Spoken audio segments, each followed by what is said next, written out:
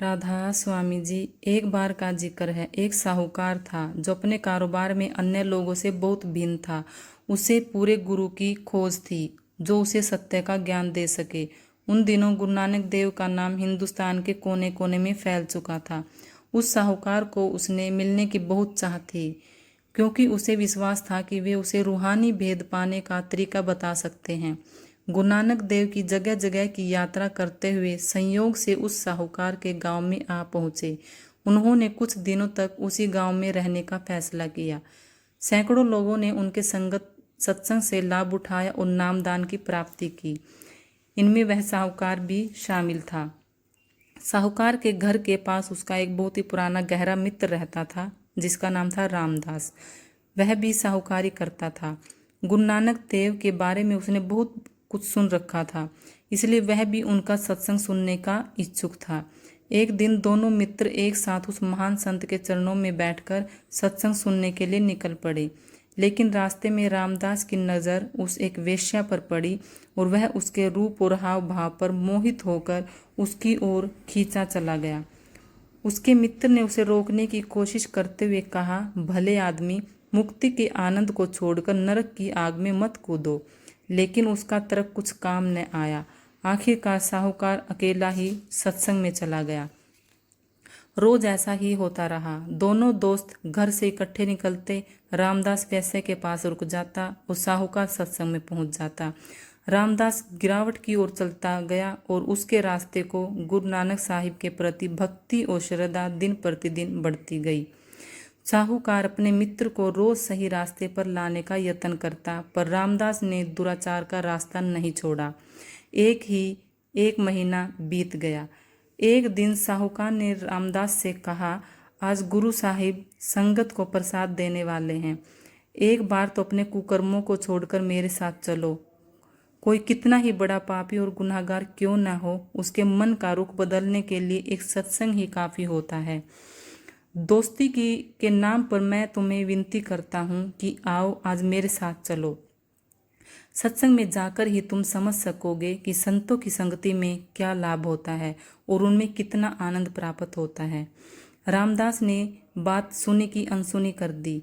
फिर अपने मित्र से बोला, तुम रोज सत्संग में जाते हो और पुण्य कमाते हो, मैं रोज पाप करता हूँ। देखते हैं आज हमें अपने अपने कर्मों का क्या फल मिलता है।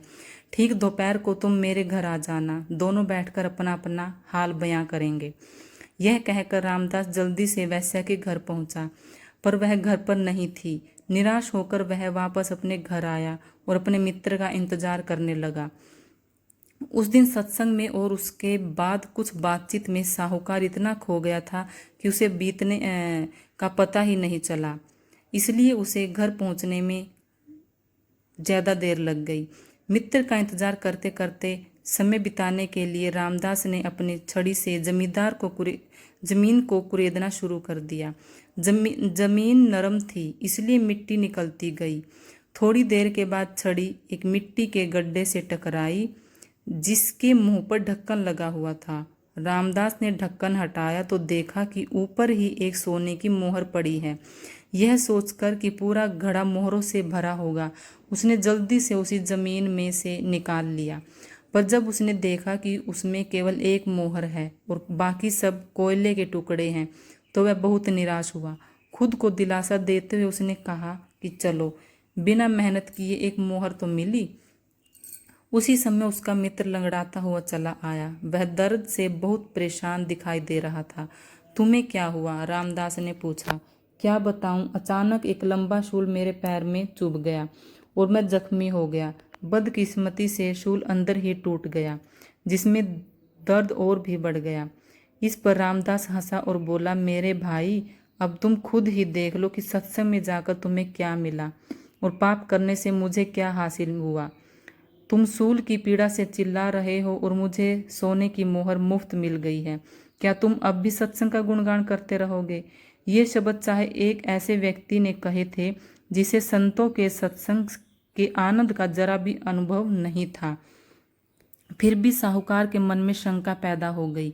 वह सोचने लगा, ऐसा क्यों है कि दुनिया में पाप फलता फूलता है और नेकी करने वाले हमेशा दुख और मुसीबतें ही झेलते हैं। रामदास हमेशा पाप करता रहा और मैं सच्चे दिल से तुम्हारी भक्ति करने की कोशिश करता रहा, फिर भी उसे मोहर मिली और मुझे मिला शूल का असहनीय दर्द। सतगुरु की संगत में जाने का कोई लाभ है भी या नहीं? यह क्या मुझे गुरु के दिखाए रूहानी मार्ग पर चलते रहना चाहिए? कहीं यह सब एक भ्रम या एक धोखा तो नहीं है?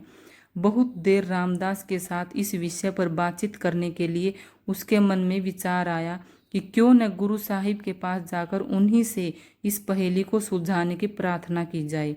जब दोनों ने अपनी आप बीती सुनाई तो गुरु साहिब ने अंतर्ध्यान होकर दोनों के पूर्व जन्मों पर दृष्टि डाली और पहले रामदास से कहा, पिछले जन्म में तुमने एक मोहर दान की थी जिसके बदले तुम्हें मोहरों से भरा हुआ घड़ा मिलना था, लेकिन इस जन्म में तुम बुरे कर्म करने लगे।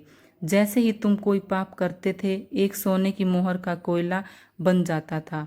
आज तुम पाप से बचे, इसलिए एक मोहर तुम्हें मिल गई, नहीं तो इसका भी कोयला बन जाना था।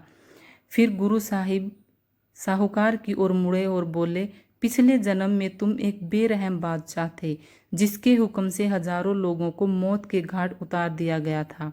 इन कुकर्मों का बदला तो तुम्हें जुल्म सहकर और फांसी के तख्ते पर लटक कर देना था, लेकिन तुम सत्संग में आने लगे और गुरु की शरण में आ गए, इसलिए तुम्हारे कर्मों का बोझ हल्का होता गया। अनगिनत लोगों की हत्या का तुम्हें क्या फल भोगना पड़ता? तुम एक दर्दनाक मौत से बच गए और तुम्हारी सूली का शूल ही हो गया। गुरु साहिब ने वचन सुनकर दोनों उनके चरणों पर गिर पड़े और अपने गुनाहों की माफ़ी मांगने लगे। जैसे जैसे समय बीतता गया, दोनों का मन निर्मल होता गया और उनकी जिंदगी भी बदल गई।